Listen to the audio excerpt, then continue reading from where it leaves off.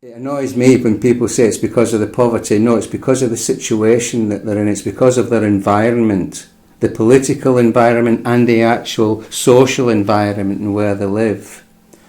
And I want to explain what the happy people do. Compare that with people who live in some of the most deprived and dangerous cities in Europe.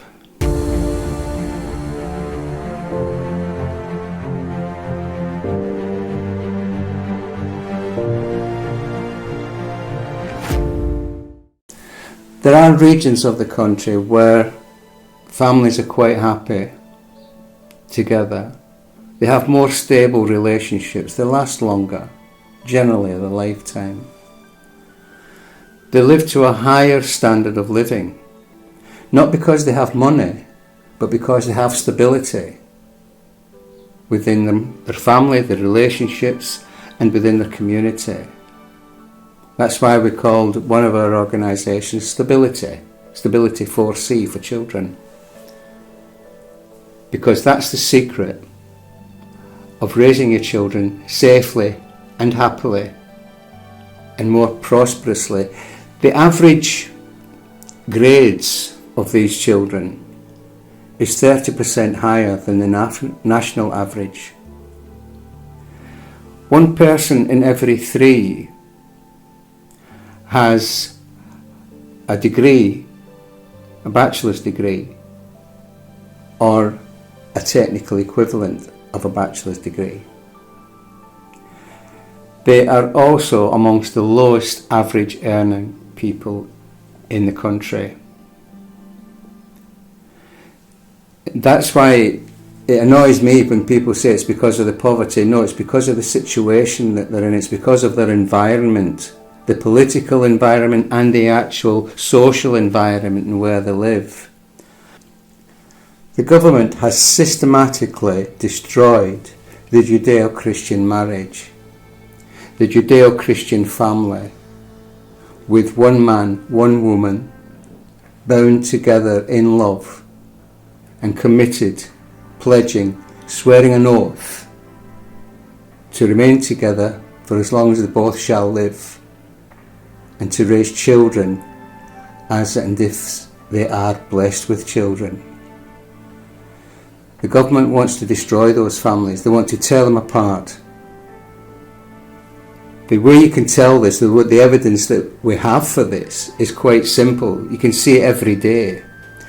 Women's organisations, they are not there to promote women and to help women. They are there to demoralise and destroy men. That's divisive. You have all these groups, political groups, that are determined by the dividing and rulers by creating conflict between people of different colour, different religions, different gender, different sexualities. They destroy everything under different labels to create a conflict, when really, you think about it, what is a charity? A charity is there for people who actually need extra help, regardless of what the skin colour is, what the skin colour might be, what the religion is, what gender they are, and what sexuality they have. Nothing to do with it whatsoever. A disabled person or a disabled child is a disabled child. Nothing else. Simple as that. Yet they determine to divide those children and those people up, people with disabilities, into different categories and different factions, or you could say different fractions of the same problem. Since we started to deal with these problems around about 2019, we've come across dozens and dozens of really very, very disturbing cases. But in general terms, everybody feels the same about specific issues.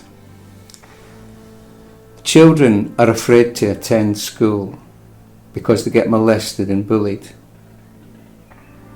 They're too afraid to report any sexual assaults because they're likely to be called racists.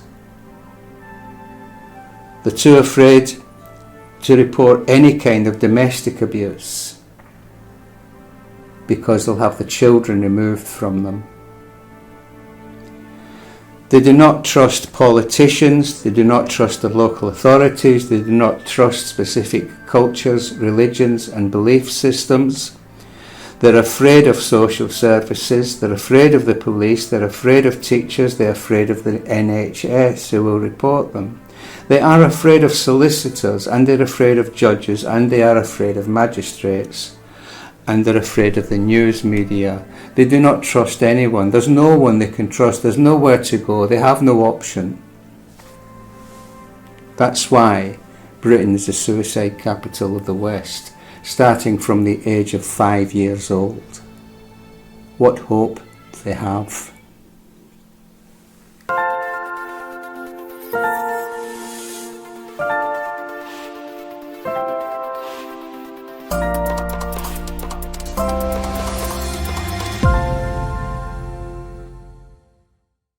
Please subscribe if you haven't done already, and tick on the bell for notifications, and click a like if you liked the video. Thanks for listening. I do appreciate it. Thank you.